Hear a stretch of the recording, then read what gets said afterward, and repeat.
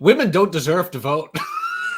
Well, what an opening. So here we are, Jack Napier, Troy Francis, coming at you live in 4K, sort of 4K, I think. And we've just been bantering before we came on the air. So basically, well, I guess the main sort of impetus for this is the seven law. Sorry, the not the 7 Laws of Seduction, which is coming out soon, guys. Audiobook. Robert Greene, 48 Laws of Power. We're still very slowly going through the laws. And we're on law 8, which is make other people come to you, use bait if necessary. And we were saying before we came on, this is really appropriate at the moment, isn't it? Well, with all the stuff that's been happening on Twitter and everything recently.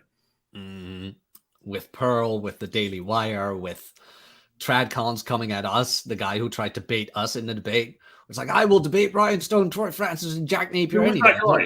Who was that guy?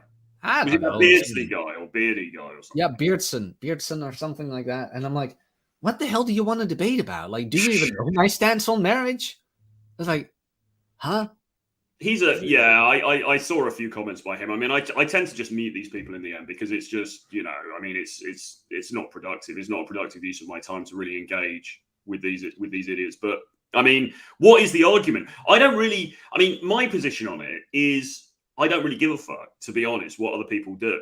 I saw somebody made a comment on one of them because I'm posting all of this like very trolly, like clickbaity stuff about high value men don't get married and they get vasectomies and all this kind of stuff. And, people just go nuts about it. But I saw, I've seen people saying, oh, Troy's advocating to not get married. And I'm kind of not really. I think people should do what they want to do. I mean, if you meet somebody and they're cool and that's the step you want to take, then by all means go for it. But I do think that you should be aware of the risks. And I believe there are risks. I was on Pearl's thing last night. We were talking about exactly this. I mean, the reality is, unfortunately, a lot of marriages do end in divorce. The majority of divorces are initiated by women.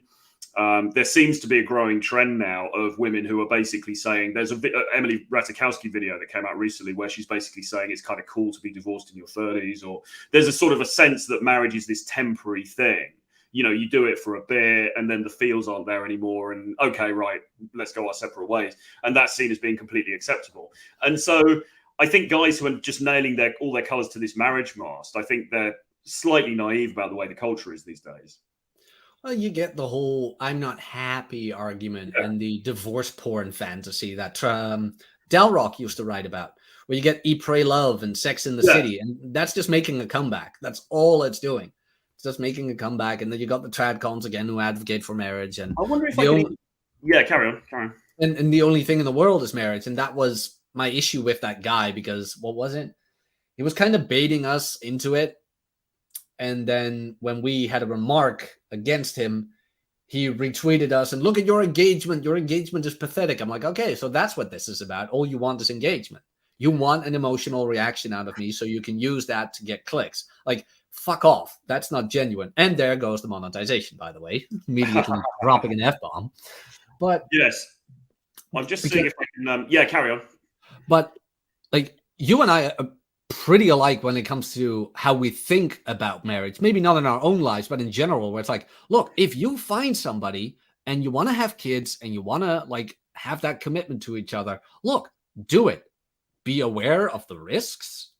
To your future wife about that, where it's like, hey, look, I'd love to do this legally binding contract with you, but these are the risks I'm facing. What can we do to mitigate those risks? Well, and depending on the reaction you get to that, you probably will find out if you want to get married. Really? But if her reaction is like, yeah, sure, babe, I understand. Like, let's figure this out. Then you're probably in the clear. But if she loses her shit, you might want to leave. You might not want to do that one. Yeah, exactly. Sorry, I'm just fiddling around with something here. That's okay. But his whole argument was everybody who says don't get married is wrong. It's like, well, why? Like, have fun being pissed off at somebody else's conviction of the world. It's like, that's going to be a miserable life. People will disagree with you. They just will. Like, yeah, well, it's all bollocks, really. It's all very stupid. I mean, maybe for engagement purposes, I should be a bit more hardcore about, actually men don't get married. I mean, I could go down that route, I suppose. I could go down the route of being like, no, men don't get married, don't have kids. And I mean, that would be, that would be a reasonable from a marketing angle, that would be a reasonable thing to do, probably, because it would piss a lot of people off, but it would also get other people on side. But I don't know. I think the reality of my position is that I'm essentially libertarian. I don't really care what other people do. I mean, if other people want to get married, that's absolutely fine. If they don't, that's absolutely fine. I don't believe for 1 second what these trads would maintain, that people who get married are inevitably going to be happy and they're going to die surrounded by all their loved ones and it's all going to be this beautiful thing. And people who are bachelors are just going to be lonely and sad, miserable, whatever. I just don't think that's the reality. That's certainly not the reality that I've observed anyway. No, but that's the old PragerU argument where it's like, well, men who are married tend to earn more and blah, blah, blah. Yeah, because they have to earn more. Yeah, exactly. More. It's like, it's not all of a sudden your employer goes like, oh, you are married, here's a raise. No, that's not how that works. Yeah. Like, let me just try and actually share. I just want to do something different here. Let's try and share the screen and I'll show you this little clip, not of Pearl so much, but the Emily Ratajkowski quote. So just watch this. Let's see if the sound's working here. Here we go. It's not. Hold on one second. Chic. Yeah. So it seems that. Can you hear that? Yeah. Isn't that the girl Right. from the music video? Yeah. Emily Michael Ratajkowski. Bublé. Yeah. Yeah, so she's a famous model and she's like a social media sort of person and everything else. So anyway, here, let's just listen to what she has to say. Model Emily Ratajkowski, one of my favourite dimwits, sparked controversy recently by claiming that getting divorced before 30 is chic. So it seems that a lot of ladies are getting divorced before they turn 30. And as someone who got married at 26, has been separated for a little over a year, 32, I don't think there's anything better. If there is nothing better than being in your 30s, still being hot, maybe having a little bit of your own money, figuring out what you want to do with your life. For all of those people who are stressed or feeling stressed about that, about being divorced, like it's good. Congratulations. Yeah. So and that I think is the problem. And then it goes on and they have a debate about it and Pearl's on there and everything else. But I mean, I think what she says there is the problem really, which is basically that it's fine to get divorced. If the feelings aren't there anymore, it's fine to get divorced. It's fine to just go on and, find something better for yourself in life. And in principle, I don't disagree with the fact that people should self-actualize and that they should find it the best for themselves, whether it's men or women. I don't disagree with that. I think, Emily Ratajkowski, if she has a great time being single and exploring, doing whatever she wants to do, that's great. The problem, though, is that why get married to somebody? Like, if you're going to say to somebody, I mean, I don't know the circumstances of why they split up or what the divorce was about or anything, but look, I mean, why are you going to say to somebody, I love you, we're going to be together, we're going to sign this contract? And remember, it was meant to be till death us do part. And then a few years later, you're like, you know what? I'm kind of not really feeling it anymore. Let's just call it quits. That seems to me to be a very sad thing that is happening increasingly in modern society. And the concern that I have is that guys who are buying, drinking the Matt Walsh Kool-Aid and like, yeah, man, marriage is great. Look at these degenerate red pillars. This is how the culture is. Mia Khalifa made a very similar statement recently about divorce and you go, girl, do your own thing. And the problem is, as this becomes more and more normalized, it means that marriage is going to be under even more stress than it was before. Mm-hmm. And it's so easy to get out of. It's so easy just to say, sod that, I'm going to just go off with the pool boy or whatever. Why would you sign a contract when those are the social conditions around you? There's a lot to unpack there. Let me see. Where to begin? Look at this guy. Greetings, fellow misogynists. I'm not a misogynist. I think anybody who's a misogynist, I think we should ban this bloke from the channel, to be honest. Because anybody who's a misogynist is not welcome. Certainly not mine. Just a little. Just a little. I don't think it's misogynistic to. No. But I mean, even if we say women are the best thing in the world, they're like, oh, they associate with the red pill. They hate women. It's like, no, we love women. It's like, huh? Oh, but you're evil. I'm a big fan. Yeah, I know. My mum's a woman. Well, I suppose I shouldn't assume my mother's gender. That would be politically. I think she's a woman. Aren't you on a roll today? Anyway, where to begin? It's like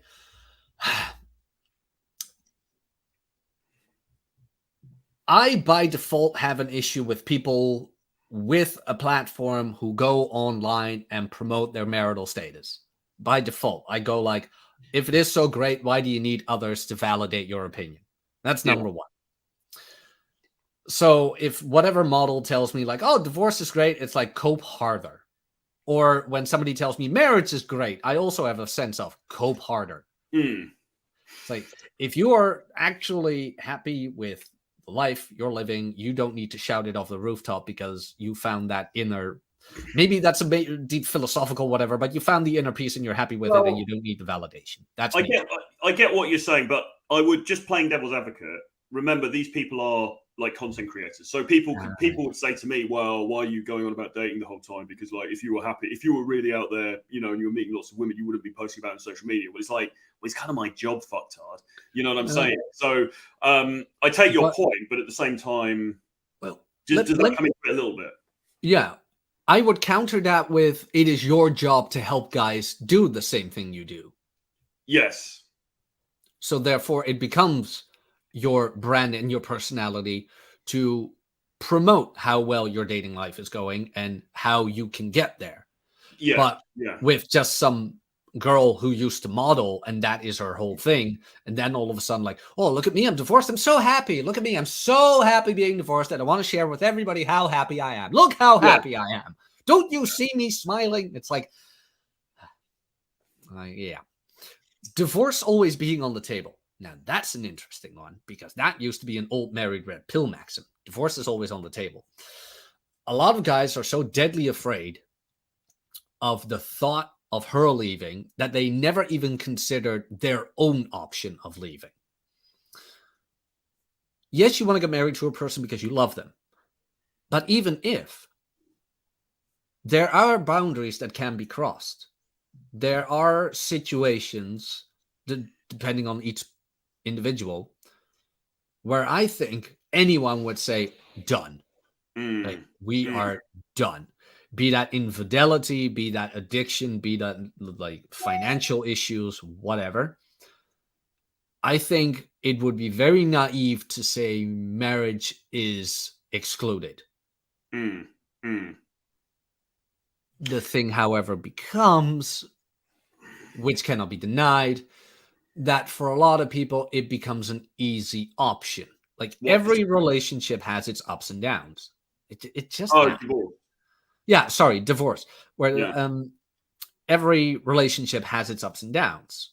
And because divorce is so easily accessible and women have so many options, even in later age, go read Michael's story, even in later age, that divorce is just such a viable option where it's like, well, I can still get guys. I don't have to deal with this schmuck who doesn't give me what I want right now. Why wouldn't I divorce him? And I can get half a shit because he didn't get a prenup. If you watched The Last Rule Zero, you would have known that prenups do matter. Well, so I was just reading, I just was interested to know why Emily Ratajkowski divorced. And apparently what they're saying is she was married for 4 years, they've got a son, and there were cheating rumors, it says. So basically, it sounds like that the guy was playing away from home, or that's the sort of the rumor. I mean, obviously we don't, I mean, who knows what really happened? We don't know. I think if, you know, I guess if he was playing around behind her back and that wasn't part of the agreement, then you can kind of see it from her point of view. I think Pearl will be a lot more hardcore about it than that. I think Pearl will be like, no, she should have just stayed anyway because he's a high value, you know, and all that. I think you can see if he was like basically fucking around behind her back, then okay, fine. I get the reason. It wasn't necessarily that she just had this change of heart. I mean, she says in this interview that she found it really difficult to walk away because she just had a child and she wanted to have a family, for the kid and everything like that. So, okay, fine, fair enough.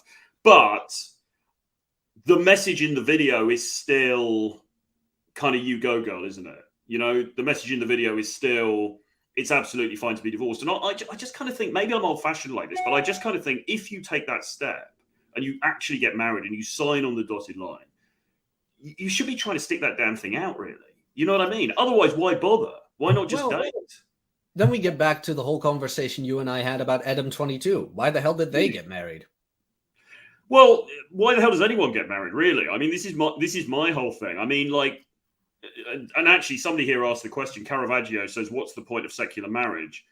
Which is, I guess, is a good question. I mean, and this was raised, I think, was it Matt Walsh who was talking about this? Somebody was talking about this.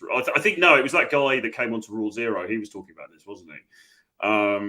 What is the point of secular marriage? Well, I think there is a point to it. I think even if people are not religious, they want to show the idea of being married is a sort of a firm commitment to the other person, isn't it? Or it's meant to be. And I think it gives a sense of security, particularly to the woman. So to say there's no value in that, I mean, obviously there is value in it because people still do it. People still want to do it. Whether they should do it is a different thing. But like when it comes to secular marriage, you also used to have the community supporting that marriage. Yeah. Let's say one of the two parties was slacking off. They had the entire church breathing down their neck with the threat of excommunication. We don't have that anymore. Now, especially if the woman initiates, the whole church goes, rah, rah, sis, boom, bah, you go, girl. Well, no matter what, even if she cheated, it's probably, well, God intended it to be like this because you are a woman. If the guy cheats, it's like, well, you filthy heathen. Like with the Emilia chick, like he cheated. I wonder, like, why did he cheat? How much did you put out? Like, yeah, I mean, as I say, we don't know the circumstances. We don't know if he really cheated. I've got no idea if he really cheated or not. That's what the story is. So who knows, really? Mia Khalifa also, I'm not going to be able to find it. Mia Khalifa, you know, the ex-porn actress, she also had a similar video where she was kind of like saying, yeah, divorce is cool. It's, you know, you go girl sort of thing. And look, I mean, again, I mean, I just the old romantic in me, it's just very painful to hear these sorts of stories because it's a bit like if you're you're the dude and you fall in love with this woman and you're like, right, this is it. I'm going to make this serious commitment because Matt Walsh told me to on Twitter. So I'm going to do the right thing and I'm going to wife this woman up. And you do that. And then a few years later, she's like, yeah, you know what? I'm not really feeling it anymore, mate. That's a terribly crushing thing in and of itself. And that's before you even take into account if there's children involved and all of that other stuff. I just think that's a horrible, horrible thing. And the problem is that without sounding too red pill about this, but it's being pushed by the culture, right? The culture is increasingly pushing this message. And for me, the answer basically is don't get married, or at least think very carefully before you get married. Because what's the point of these people getting married anyway? You know? Well, I mean, just be together for a while, and then if you don't want to carry it on, then you don't carry it on. Well, I think you get to the whole point of do they want to get married or do they want to marry you? Which for a lot of women, and even Royce used to write about this, that it's her day, it's her princess dream, and she doesn't care with whom, she cares that. And as a guy, you need to be very careful with that. Like, that's where the whole theory of the epiphany phase comes from, where it's like women who are a bit older tend to focus more on marriage, things like that.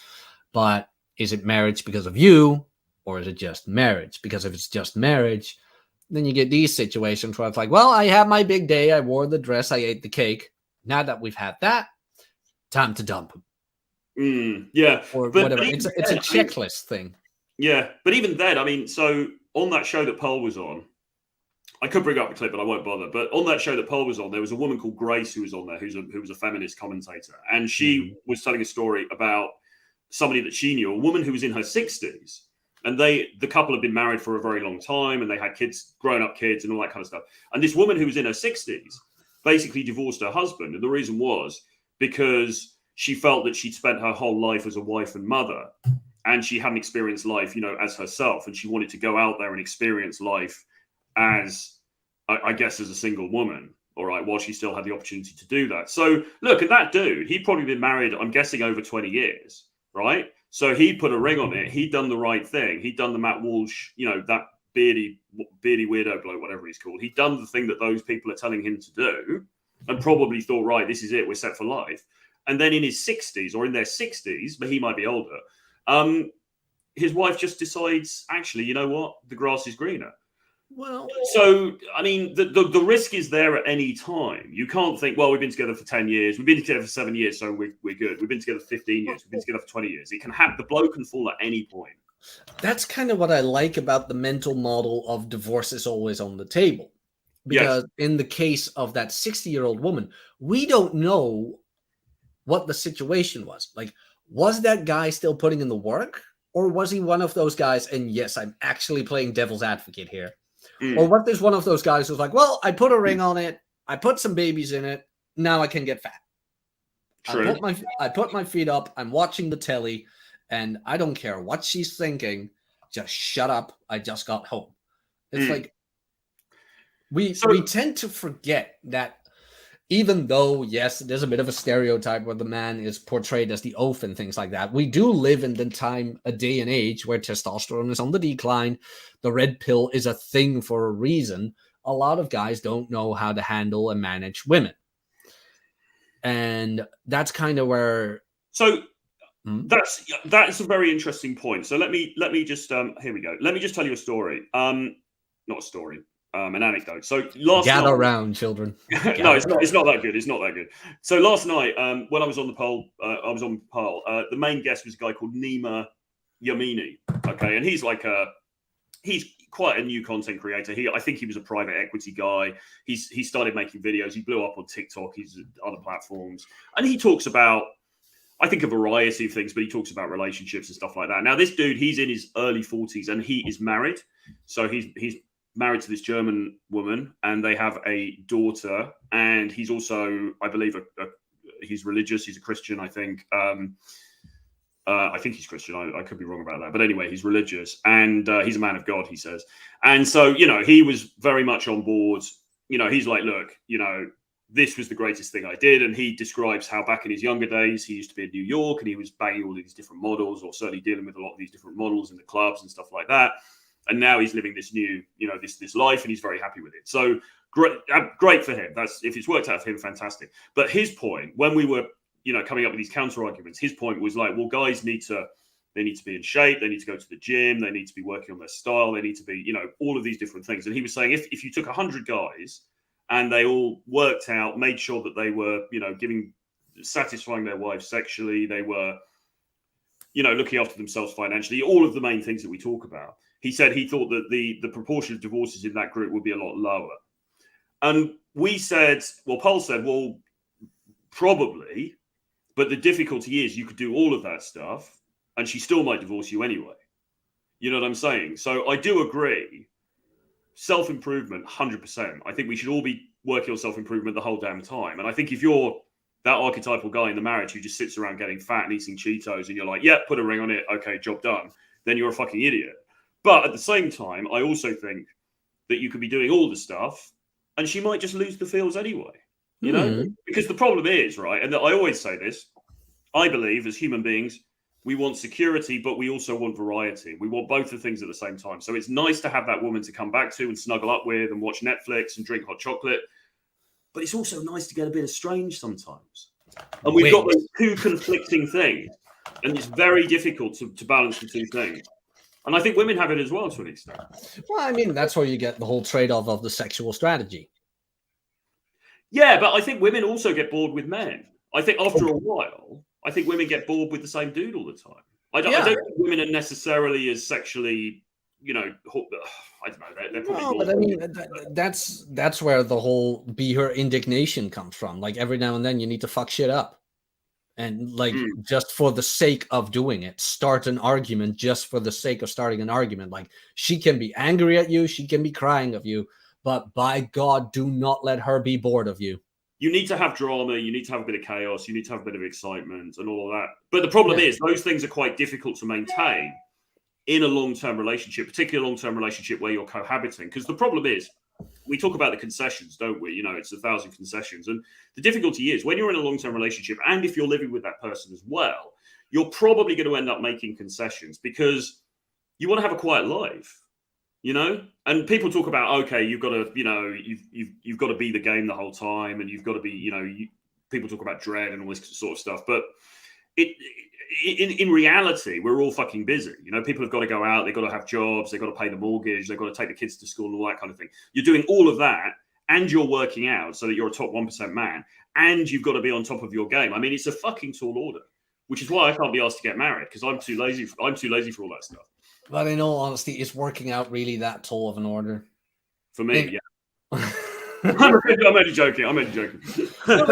I do hear what you're saying, because yes, your average bloke does think like that, where it's like, no, working out isn't too tall an order. But what I'm saying is, it's not even that so much. It's also, in addition to all the other stuff that you've got to do, it's also the sort of mental frame that you've got to maintain over the long term in the marriage. I think is the thing that can trip people up. The best possible solution to that I found was the gym back by the door routine. Or take Trent? No. It was more of a, how do I phrase this? Make sure you have something to do. Where it's like, your wife doesn't always have to know where you are, kind of thing.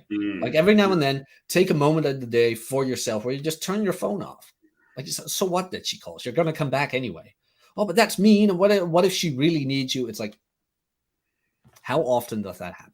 In all honesty, like, don't do it when you need to pick up the kids. Of course not. But every now and then, just take the time of day, put your phone off, go do something for you, kind of thing. But what if she gets in a really bad mood about that, and then she gives you the silent treatment for 2 days, and you're like, fuck, I don't really want that to happen again, because it's making my life a misery, so I'm going to stop doing it. Then I would say you're kind of codependent.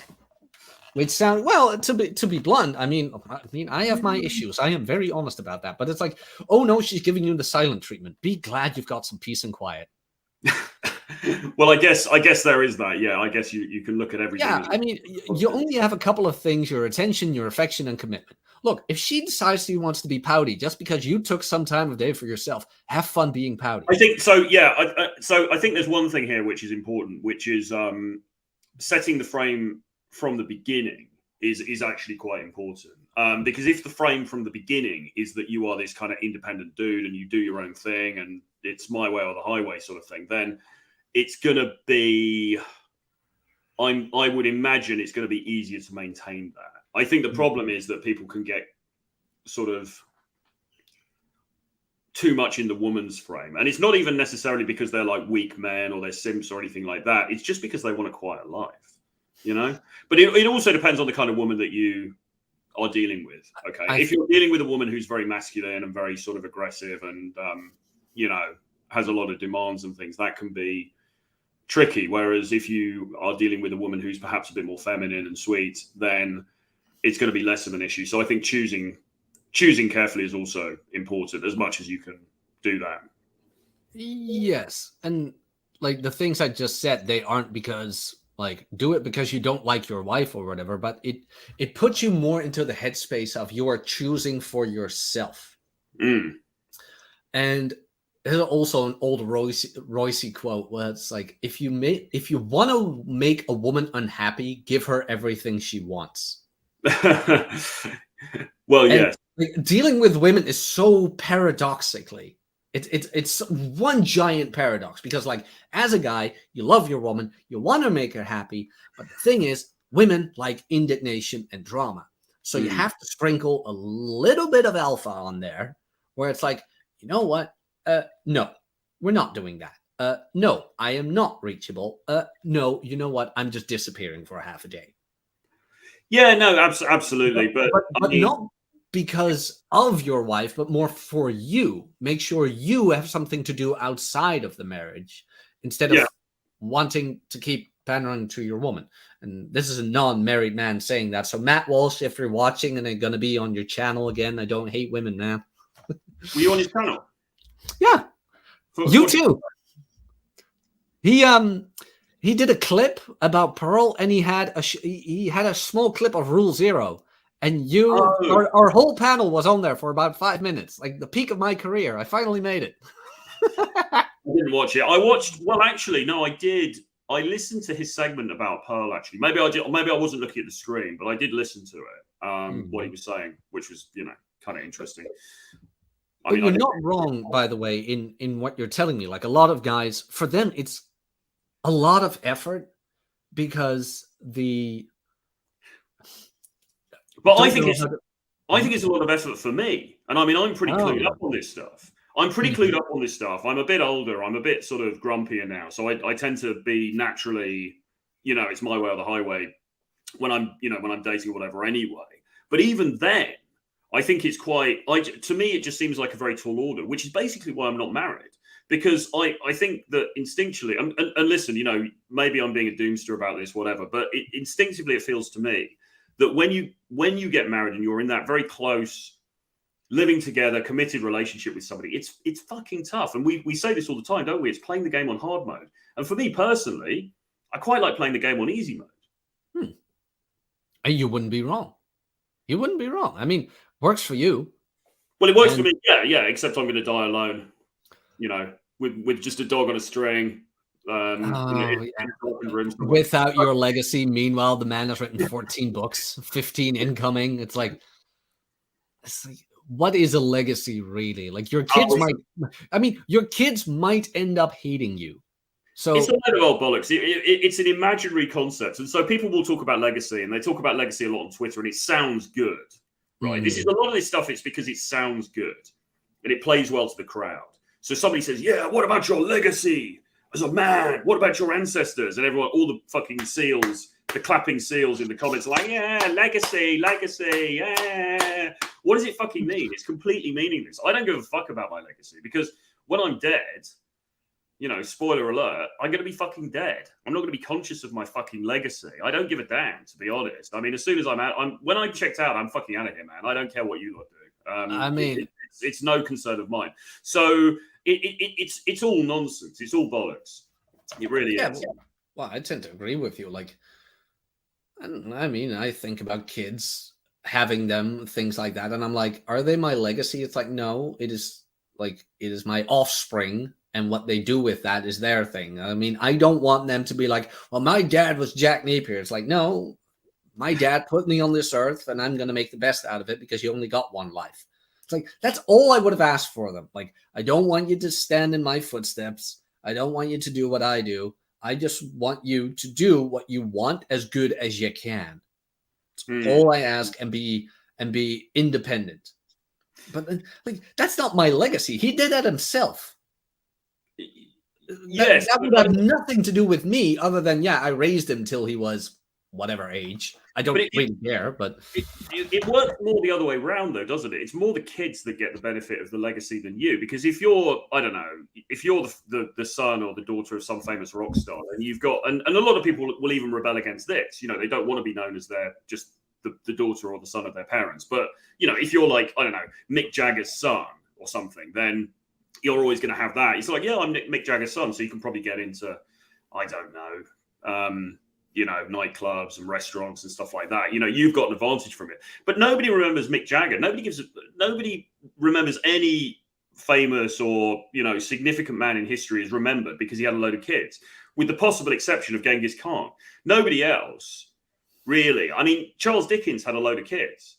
But nobody's like, oh yeah, Charles Dickens, he had a big family. Like, nobody gives a fuck about that. What they give a fuck about is the fact that he wrote a load of novels. Okay. So it's in terms of if legacy exists at all and is worthwhile in any way as a concept, your legacy should come through what you actually do while you're on this planet, not the fact that you've ejaculated into somebody.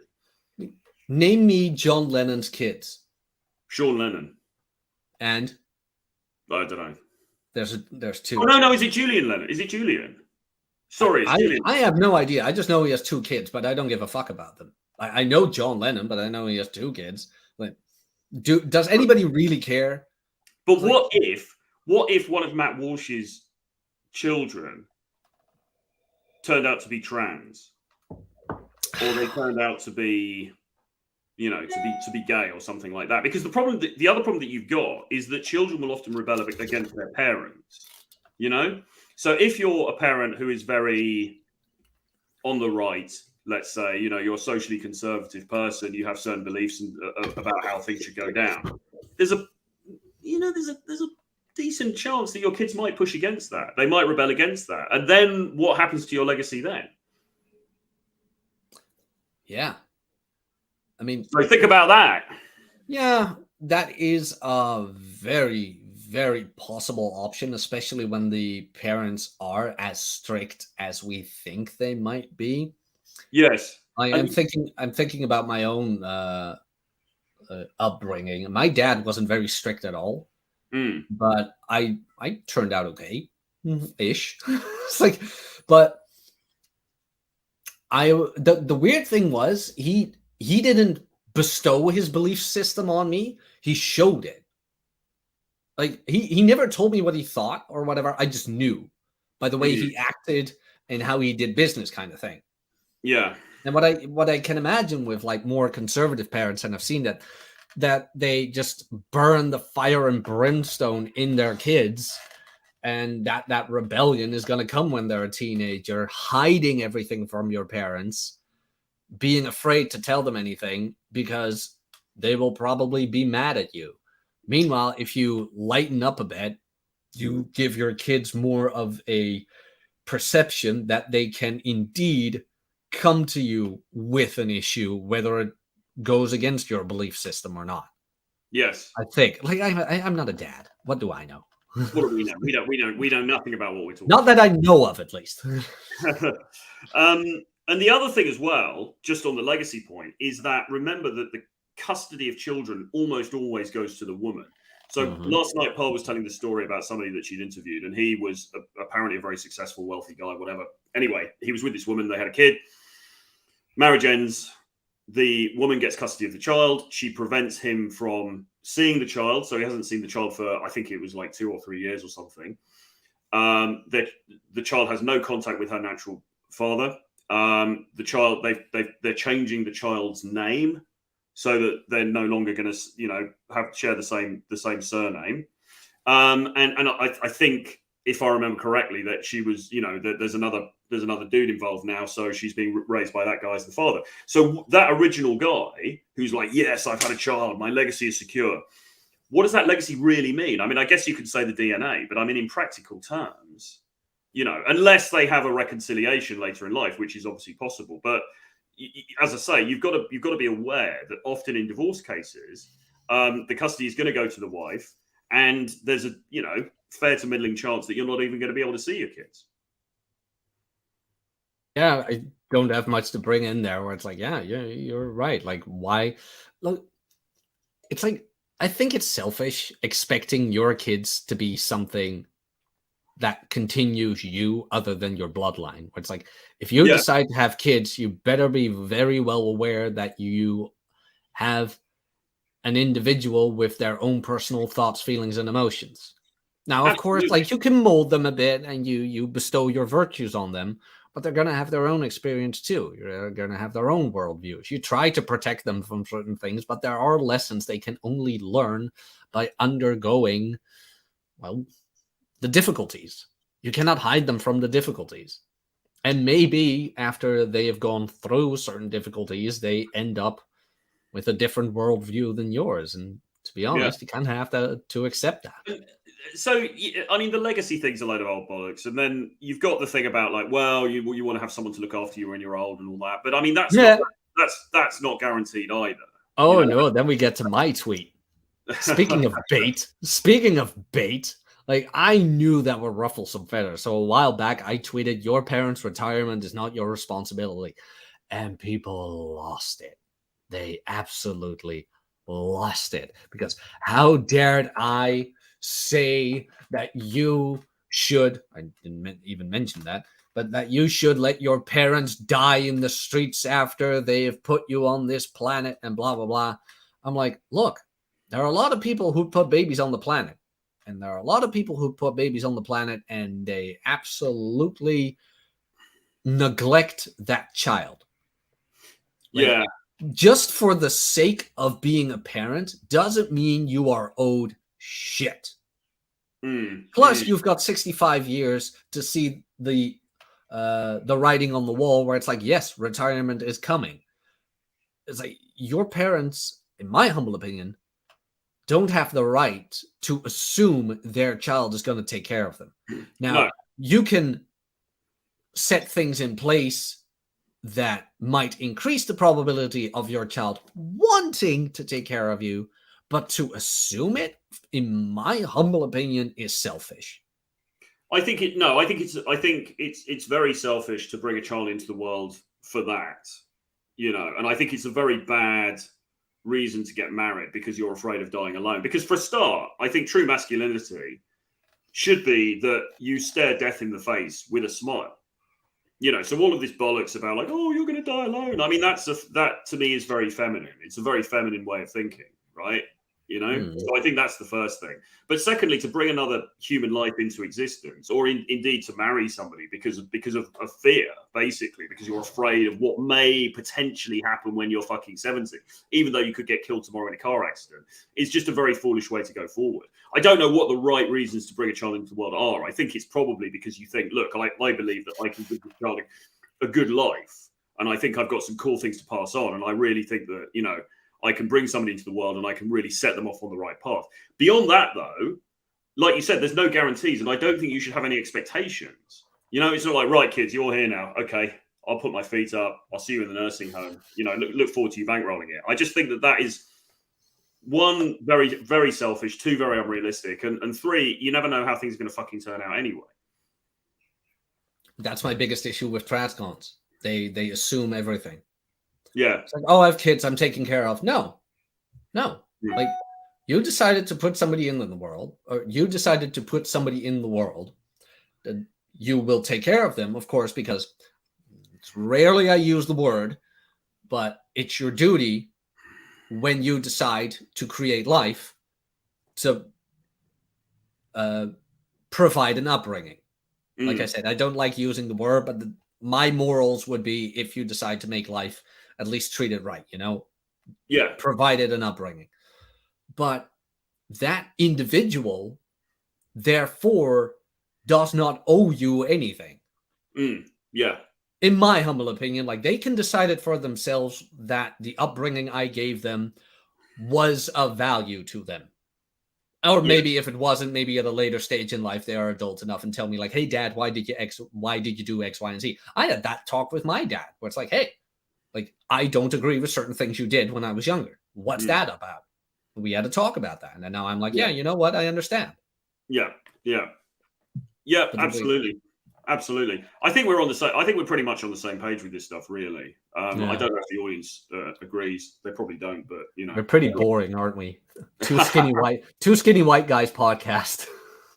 Well, I wouldn't say. I mean, I don't know, really. I think we're kind of saying stuff that is honest, that not a lot of people are saying. I mean, certainly Matt Walsh isn't saying it, and he's a skinny white guy.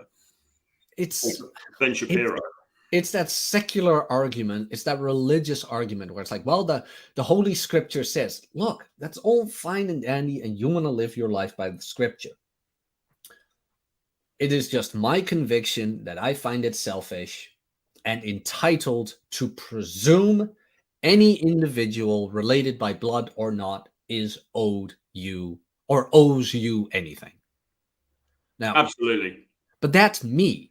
Now, if you want to bring your child up with the sole purpose of it taking care of you when you grow old, fine by me, go ahead and do it. I don't agree with you, but it is not my child. Therefore, what do I have to say? Nothing.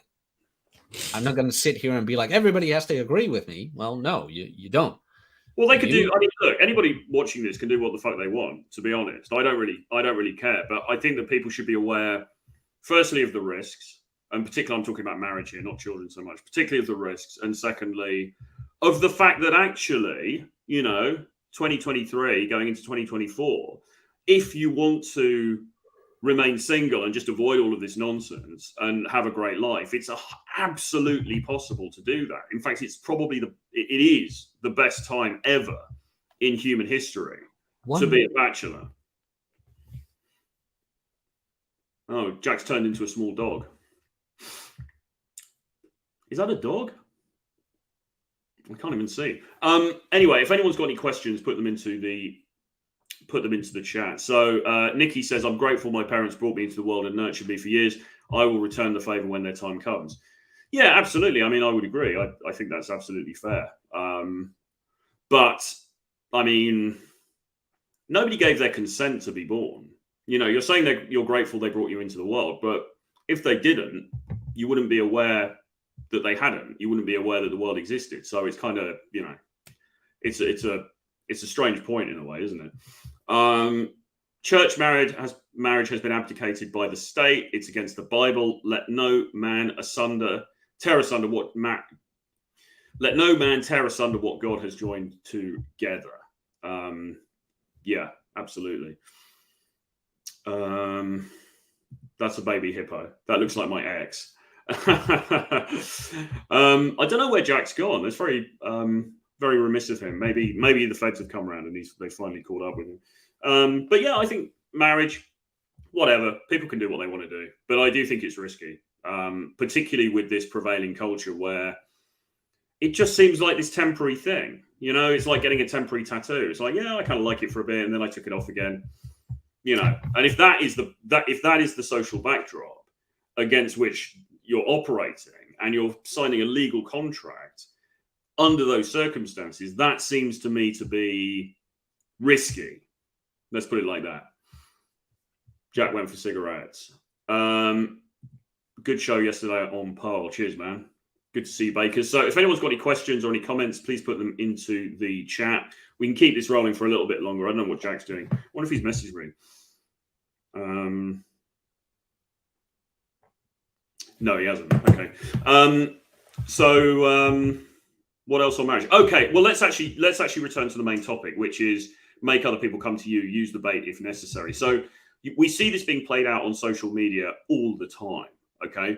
And I certainly have been guilty of this myself recently, because if you follow my Twitter or X or whatever you want to call it, you'll see that I've been doing a load of posts saying things like a high value man is, and then I've got a list of things, and it's things like is unmarried, child free by choice, takes tren, takes cocaine, travels, has 20 something girlfriends, and all this kind of thing.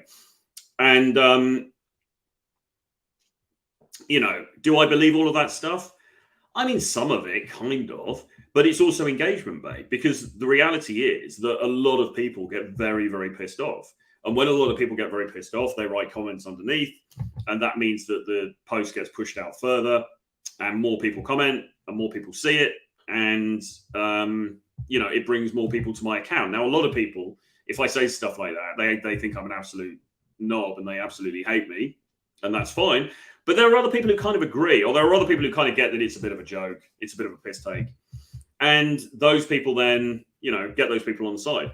So it's a marketing strategy. But what you've got to recognize is that this is a marketing strategy that goes on across social media. People are using bait the whole time in order to draw you in. And really, in the end, what it comes down to is money. You know, people are using this bait, clickbait titles, you know, all women do this. Women will crush you if you do this. This is what will happen if you're a man like this. Here's 6 things to do to stop, you know, etc., etc. It's all clickbait. And ultimately, people are basically doing it to draw eyeballs and to make money out of it. And that's what it comes down to. So you've got to take a lot of this stuff with a bit of a pinch of salt. But for your own life, to draw people to you can be an incredibly powerful thing to do. That's cheeky, Troy. All right, so can this relate to dating? The Plumber Speak says, using bait, I'm finding out the puppy game is working quite well. Just got a papillon puppy. Chicks can't resist. So dog game is actually something that a few guys actually have talked about. So I know that John MLD had a cute dog, or maybe still has a cute dog. And he has found that to be very successful in opening conversations. I think not Myron Fresh has also got a very cute dog. And I think that, again, you know, works well for opening conversations. Jack, you're back with us. Yeah, sorry, I had a buyer from Craigslist, but she wasn't very capable with the phone and payment. So you selling some Lego? Yeah, I actually am.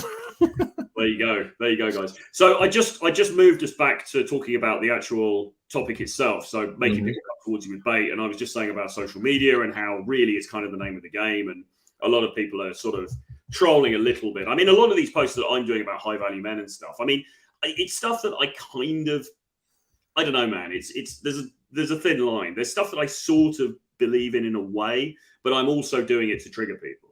And to be honest, if I did one of those posts every day, it would just trigger so much. I mean, I would blow my account up, or maybe not blow my account up, but it would certainly get me a fuckload of engagement, which is great, because then when you do the more serious posts, which are, self-help, and these are the things that you need to do in order to self-actualize, those posts don't get very much engagement.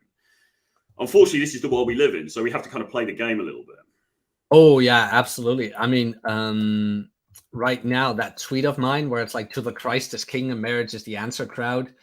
If that's true, why are men in your demographic some of the largest consumers of porn? That tweet is hitting off. Right, good. Because I touched the nerve. Like, same thing we just said about the kids and how to use that as bait, where it's like, use bait to let other people come to you for engagement. Like, you and I have just discussed the fact of, well, you know what? We are of the opinion you cannot presume your child taking care of you. We could take that and make it an absolute, where it's like, your kids will probably never take care of you because of the rebellion and they hate you and blah, blah, blah, blah, blah, blah. Just make it an extreme, make it negative, and post it. People will eat that up because people want to defend their worldview against yours. We might not even think it, but we're thinking it. And so does that make them disingenuous, terrible human beings then? Probably. Oh, I have had this conversation with Rollo so many times. What's the conclusion? Who's winning, in all honesty? Well, that is the question at the end of the day, where it's like, don't hate the player, hate the game. It works. Well, look, I mean, here's the thing. So there's a couple from my point of view, here's a couple of things. So I want engagement, of course. Like I did one of the high value men tweets got 1 million fucking impressions. I mean, it may even be more now. I haven't looked, but it like 1 million impressions. It got me monetized on X. One stupid tweet about vasectomies, and I get monetized on X. And now, I make money from putting out these ridiculous tweets. So there's that side of it. But equally, a big motivator for me is to puncture the pomposity of a lot of these buffoons who are basically selling an incredibly crushingly dull, conventional message and pretending to be as if they're in some way edgy, which they're absolutely not. So I quite like just pissing those people off anyway, because to be quite frank, they're boring fuckers. And, if they go unchallenged, then Twitter's just going to become a very dull place. And you know what gets them? Like they want to convince you of their argument while you and I really don't give a crap. And they give us engagement by retweeting us, making fun of us, saying we're idiots, whatever. But who's the real idiot at the end of the day if it spikes up your engagement? Now, I overall don't like playing the game that much because I kind of have to step away from the content I actually like doing. Yeah. Every now and then on Twitter, I find just one guy and I'm like, you know what? I'm choosing violence just for today. And I am having the time of my life. The problem is that some of these pricks are just so self-righteous, and they are also authoritarian in their approach, because unlike us, you don't get these people saying, well, if it works for you, it works for you. If it doesn't, it doesn't. That's cool. Whatever, man. This is just what works for me. Or rarely anyway. A lot of the time, these guys are very dictatorial. They're authoritarian and they're laying down the law as they see it. And I think in the case of the, just get married, bro, guys, it's a dangerous message for young men. It's a dangerous message. And I'm not saying nobody get married. I'm not saying, the institution of marriage is dead and blah, blah, blah. Obviously, it's like smoking cigarettes. I mean, marriage is a bit like smoking cigarettes. Should you do it? Could it be quite fun? Maybe. Should you do it? Probably it's bad for your health, but people are going to keep doing it anyway. So you've got to, you've got to just make your own choices and be informed. Yeah, no, absolutely. But that's the thing where the just get married crowd is incomplete. It's incomplete advice. And it assumes that when you marry, it'll all turn out right. But that's not true. And Nikki RBF Might I introduce you to Richard Dawkins, the amazing atheist, Destiny, Andrew Breitbart, and Christopher Hitchens. Plenty of atheists needing to argue with Christians just to disprove Christianities. Believe me, the atheist crowd, there were a lot of them who needed to shove their atheist opinion down people's throats. YouTube in the early 2000s, no, 2010s, when Sargon of Akkad and the skeptic sphere was a big thing. The only thing they did was argue with Christians and look at these Christians being idiots and blah, blah, blah, blah, blah. And then atheists turned out to be just as insufferable in the end. Everyone's insufferable, really. You've got to choose your own. You've got to choose your own poison. Really. Yeah, I mean, when you fight with monsters, you run the risk of becoming one. Yes. So does any of this translate into dating, do you think? The only example that I gave was that, well, dog game. So somebody mentioned, you've got a cute dog, girls are going to come up and talk to the dog. So you're kind of using that as bait. I don't know if that's the greatest example, but it kind of is a bit of an example of using bait. I think I think social proof probably is a good example of this. If you have social proof, if you are a Mike Sartain character, so you're in Vegas and you're surrounded by hot women and you're living this lifestyle, that's probably going to draw people to you. That's probably going to draw other women to you. It's the Dan Bilzerian thing. So maybe that's an example. I think that's looking at bait from a different perspective. How I interpreted it was spike people's emotion, and the first thing that comes to my mind is a neg. Find something that gets her emotionally invested. Okay, that's interesting. That's a good take on it. Like, say something or notice something that makes her want to react. That gets her, like, you couldn't give a crap where she got that dress. Let's be honest, gentlemen. Let's be honest. We do not care where she got that dress. We only care about how it looks on the floor. Not always true, but just for argument's sake. I'm quite a fan of female style, actually. There can be some stylish clothing. I will admit. I look better in them than most women, in all honesty, but still. Jack comes out as a cross-dresser. Jesus. You want a reaction. You want a reaction from her, be it positive or be it negative. You want, like, attention is the coin of the realm. Yes. And when she gives you attention, you're in the realm. So how do you do that? Well, you could be like the high status guy and she is drawn into your social circle, or you can engage with her and spike up the feelings a bit. And that's where negs, one of the most misinterpreted things in PUA, come into play. It's like, you're pretty bright for a blonde. It's like, well, what do you mean? Blah, blah, blah, blah, blah, blah. It's like, did you assume I'm stupid or whatever? No, of course not. You don't know. You know what they say about blondes or whatever. And then you get her into the whole self, what's that called again? Where she starts proving herself to you. The qualification. Then she's starting qualifying herself because she's emotionally invested in the statement you just made. Which could be seen as bait. So I suppose just generally having a bit of a challenging personality could be bait in a way, because if you're like this sort of simply nice guy and you're just nodding along to everything she says, then she might think, yeah, he's a nice guy, but is she going to be viscerally turned on by that? Probably not. But if you're a little bit more jerk boy, as Royce used to say, then that's probably going to push her buttons a little bit more. So maybe having that kind of, well, we talk about the edge. Obviously, we've got the course, having a bit more of that edge about you could be the bait, perhaps. And it's a bait that I think a lot of guys lack. Yeah, like a lot of guys are boring. Too boring. Well, yeah, pretty much. They're too boring to get an emotional response. Yeah. But why do you think that is? Why do you think so many guys are just a bit fucking boring? Two things. They don't have much going on, and they're afraid to rock the boat. They're afraid of her emotions. Like you mentioned, where like guys are married, they just want to go home and they want to have peace and quiet. Meanwhile, woman's been bored, nothing happened at work, and she's looking for a fight. Now, it's called the red pill for a reason. You kind of see the code in the Matrix. She doesn't want to fight because she doesn't like you. She wants to fight because she's bored. Like, the fight can be about anything. Just anything. Name it. I don't fucking know. Why are you on your phone during a film? I don't know. Think of something. And it's that whole spike roller coaster of emotion, of rage and sadness and making up and whatever, that makes it worth it for her.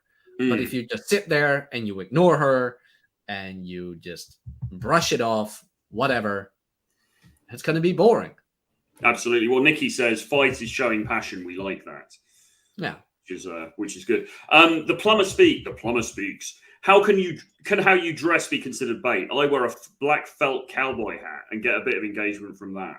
That's called peacocking, sir. And it's peacocking bait. So how are we talking about bait here? Make people come to. I mean, I suppose so. If we take the top line, if we just take the title of the chapter, then I suppose bait could fall into that. But it is slightly different. The way we're talking about it on social media is kind of more akin to the edgy stuff, isn't it? And the negging than it is to maybe the external indicators. Mm-hmm.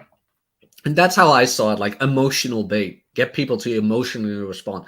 It's the same as every YouTube live stream and every reactionary content creator. Pearl is great at this. She is an absolute marketing genius. Like, of course people are going to respond to the whole women shouldn't vote. I mean, we've been saying it for years. Okay, that aside. But her putting it on a t-shirt. I've got 3 sisters. Yeah, I know. But walking into a feminist rally with that shirt, it's like, that's bait. It's I mean, people tried it with me, like just a very innocent thing. But somebody on Twitter tagged me into something, and they said Lord of the Rings was shit, and I was like, these people know Lord of the Rings is a couple of my favorite films, and of course they expect me to respond when they say Lord of the Rings is shit. And all I did was like, well, you are okay to be wrong. I mean, done. That's where law, which one is that? I keep forgetting which one it is, but it's one of my favorite, like disdain what you cannot have, ignoring them is the best revenge. It worked great with this law. Like that's the lovely about the whole book. Like it gives you, it's contradictory, but also like it gives as well. Yeah. It gives you both sides. Like, how do you deal with it when somebody uses it on you? Well, trolls will obviously use bait, won't they? I mean, trolls are basically using bait to try and get engagement from the content creator or whoever it is, right? Yeah. I mean, Billy is great at it. You know Billy is, right? Billy is the guy who always comes up with a fake Troy Francis or a fake. Oh, right, yeah. That's Billy. And he always gets a response. Well, what a genius! What a talent that is. I don't think anybody should really be on social media unless you're making some money out of it. To be honest, I just think it's kind of a waste of time. You're not wrong. So a lot of these people, like a lot of the time, when I get troll comments, often the first thing I think, I look at the troll comment, and particularly if it's long, I look at the troll comment, and before I've even read it, I'm like, you poor man, why the fuck did you bother? Seriously, you know what I'm saying? It's like, why did you spend the time to type that out? Like, what went wrong in your fucking life? That's genuinely usually my first sort of thing. And then I'll come back with some, like I'll come back with some more aggressive sort of response on Twitter or whatever. And then I'll just fucking mute the fuckers, you know?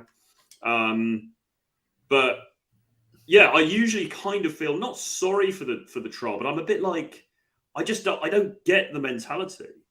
It's like, okay, you don't like me, but even if it was only a couple of seconds, why am I even in your fucking headspace? It just baffles me, if that makes sense. But that's why this strategy works.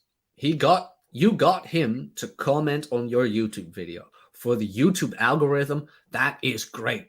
YouTube looks at that and it's like, hey, this Troy Francis guy, he gets people so invested that they want to comment on this video. Yeah. Yeah. And exactly. then YouTube is going to be like, hey, wait a minute. We can push this Troy Francis guy out there even more, because then we can show more ads, even though you're demonetized. But if you were monetized, YouTube's algorithm is going to be like, hey, this guy gets people to click on his video and to type in the comment section. That way we can show more ads to people. Yeah, well, you know, and exactly. And I mean, it's ironic because the haters are obviously, and they're probably aware on some level, but I mean, the haters in the end are just adding fuel to the fire of the content creator blowing up. I mean, if you look at like Pearl's comments or Andrew Tate's comments or anybody, you know, I mean, they've got a fuckload of haters in there, but who cares? Mm-hmm. You know, who cares? I mean, who remembers, you know, a non XY 3355599 who said that, you know, Pearl was a whatever on Twitter. I mean, who gives a fuck, right? But you've added fuel to the fire that's driven her to where she is now, making a fuckload of money and laughing all the way to the bank. Yeah, well, meanwhile, Pearl is washing away her tears with $100 bills. It's like, oh no, this Anon account does not like me. That was part of Tate's the Tate strategy. Was they knew they were going to get hate, but hate is good because it drives you further, right? You don't. It's not like all your comments are going to be positive, going, "Oh, this guy's fucking amazing." Speaking of Tate, he made content about it once where I don't think he'll ever do that again, but it was funny. Where there was some British bloke who was hating on Tate and blah blah blah. He was all sorts of things, and he was an English teacher or something somewhere in the slums of London. And Tate bought a brand new Aston Martin in London and looked up that guy's house. I know who this was. I know who it was. Yeah. It's like, okay, like intimidation, things like that. Well, I'll leave that in the middle. But it's like somebody started shit online with Tate, and Tate was so fucking petty that he bought a new car in London just to be able to drive to his place. It's kind of dedication. But meanwhile, even though the guy had a very big mouth online, well, of course, as soon as Mr. Tate himself was in front of the door, there wasn't much big talk anymore. Yeah, absolutely. But he was able to turn even like his negative responses into more content. That's like, yeah, absolutely. But I mean, I think, well, what can we say about all of this, really? I mean, so the trolls are baiting you or the content creator, but the trolls have been baited in the first place. Yep. Because why are the trolls even bothering? You know, it's because they've been emotionally moved by some idiot online saying that high-value men have a vasectomy. They found that so offensive to their worldview that they felt the need to waste minutes or maybe even more of their life writing comments and doing all this stuff. But there's only one out of those two who's making any money out of it. You know? So that's why I think it's a very bad thing. If you're spending time and you're trolling people online, unless you're making some cash out of it, in which case, fair enough. If you're John Anthony or something, fine. But I mean, apart from that, if you're not making any money out of it, you probably need to rethink your priorities. Because as somebody said up here, you know, it's a cheap dopamine hit, isn't it? Thinking you burn someone on social media from the comfort of your home. It is. It's a cheap dopamine hit, and it's not good for you. It's not good for your mental well-being or for your life. No, exactly. But that's why, like most internet debates, I kind of stay away from them. It's like, you're probably being set up for a short clip where you look like a clown. And like most of these debates are very disingenuous and are meant to get gotcha moments. Yeah. Instead of an actual civil conversation about a different viewpoint on life. That's why you kind of have to be careful who you associate with. Absolutely. I mean, Destiny and whatever, like say whatever you want, but they are masters in marketing and things like that. But well, what's quite interesting about, I was looking at quite a lot of Destiny's videos, or he's got this like clips channel and stuff, and a lot of the time, even when people come at him, he'll title the video like, even if something slightly negative happens against him, he'll use that in the title of the video to draw more people in. So that's why when we've done videos recently, I mean, I think on my channel, I think I titled one of our videos, somebody said about me about being old or something. I was, you're too old. And then it said, hater comes at Troy or something like that. And it's because in theoretically, it's showing me in a, let's say negative light or whatever, right? It's not complimentary, or it wasn't intended as complimentary, but it is clickbait because it's like, and one of the first things that Pearl ever said to me was, do you use drama? Do you use conflict in your titles? Okay. And what you notice when you look at these big content creators, a lot of the time conflict is key in the titles. Now, obviously we're doing a show like this. It's not like we're in an audience surrounded, we've got 15 Miami girls. So we're not going to have that kind of content, but something might come out where there's some conflict, maybe from the chat or whatever. And then you can feed into that, because what human beings like, just like what women like in a relationship, is they like excitement, they like conflict, they like drama. Okay, so you've got to lean into that, and that is your bait. No, pretty much. You're not wrong. That's like the social media strategy. Absolutely. This guy says, channel Honest Waffles. Isn't it Wheat Waffles? Has he changed it? Completely ruined the men age like wine myth for good. I think you guys need to find new careers now, I guess. You're absolutely right, mate. Thank you for pointing that out. I'm going to close my channel. I'm going to close my Twitter. I'm going to close my Instagram. And I'm going to go and work in Starbucks. So thank you very much for Mr. the OFT. In all honesty, I think I would have a lot of fun working at Starbucks, but that's me. I mean, free coffee? A service job wouldn't seem I'd rather like work in a bar. I'd rather work in like a nightclub or so. I'm too tired for that now, man. I can't do that. I can't do that. Max Pause. That was a completely something tweet, though. I like the rational bell, but Rollo fully deserved the backlash you got for that vasectomy tweet.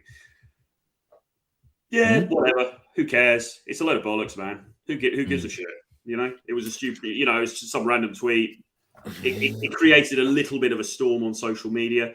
Most people have kind of forgotten about it now. Who gives a fuck? It doesn't matter. He probably and now Pearl's running off with the vasectomy thing. It's like, yeah. Well, the vasectomy thing just drives everybody fucking nuts. It really does. Meanwhile, Aaron Clary 10 years ago, it's like, he started the whole thing. It's like, really was Rollo's tweet retarded? I don't think it was. It's like, it's the same. It was the same as tweeting the quickest way to become rich is robbing a bank. And then people took that and said, oh, Rollo's telling me to rob a bank. He's like, no, I'm not telling you that. I'm just telling you the quickest way to become rich is rob a bank. No, I mean, in context, the tweet made perfect sense. And I think a load of people just went nuts about it unnecessarily because they've got boring, empty lives and they don't really, have anything else meaningful to do. Wheat Waffles has 2 channels. Wheat Waffles is a kind of watered down main channel of his. Waffles is a channel he doesn't hold anything back on. Okay, well, as I said, let's bring this to a close because we've been on for quite a while now. So what you got coming up? Red Evening later, depending on where you are, most of our audience is American. Later tonight at, what is that? That is 11 p.m. Central. Red Evening, and Clary is going to join me because Rob couldn't make it. And then on Sunday, on what is that? Calculating 10 a.m. Central, we're going to have Post Zero. Topic hasn't been decided on yet, but you can go to my channel. I will put it in the chat where my channel.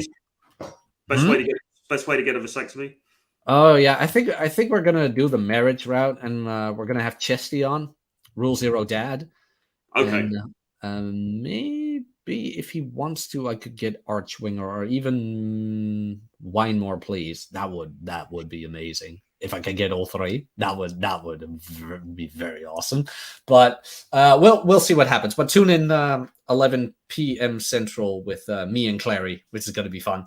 And obviously, there should be a Rule Zero tomorrow, which I think Ryan might be doing, but I don't know if it's been confirmed yet. So that would be 11:30 a.m. EST. But look out anyway for whose channel it's going to be on. All right. Well, look, I think that's probably about it. No. For me, we've got a boot camp coming up in Mexico next weekend. So if you can get to Mexico City, the second the 5th to the 8th of October, and you want some world-class dating training with myself and James Tusk and Les in full effect, running rampage in Mexico City, which genuinely is one of the best places in the world for dating, because it's full of absolutely stunning women and it's just a fantastic, wonderful place, then drop me an email, troy@realtroyfrancis.com. Otherwise, buy my books, link is below. Buy the audiobooks by Jack Napier. We have another project which should be underway soon, so we'll let you know about that. 7 Laws of Seduction. Subscribe to my channel, and yeah, that's it really. I'm going to close the channel anyway because I'm too old, because men don't know. I mean, I'm 25 and I already look like 33, so yeah, it's over for me. Are you 25? 25? Jesus Christ. Somebody said to me the other day, I did a video, and somebody said to me the other day, "Oh, you're looking old, Troy." And I'm like, good. Because to be honest, the older I look, the better for business. Because one of the problems, not problems exactly, and I'm grateful, but one of the, as somebody who's trying to speak to older men, one of the issues is that I don't know, man, I'm not capping here, but I probably look slightly younger than I am, maybe. Sometimes people say that, whatever. Like, basically, like, what I want to do is do the George Bruno route. I want to have white hair, I want to have a fucking beard, and I want to be like the older guy who's giving the advice. Do you know what I mean? And I'm not really fitting into that archetype yet. So the older I look is actually the better for the brand, I think. So that's why I need to start smoking more. You're not wrong. You're not wrong. I mean, at this point, I just take care of my skin, and that's all I can do. Absolutely. All I can do. Anyway, on that note, we will see you again very soon, guys. Bye-bye. Cheers.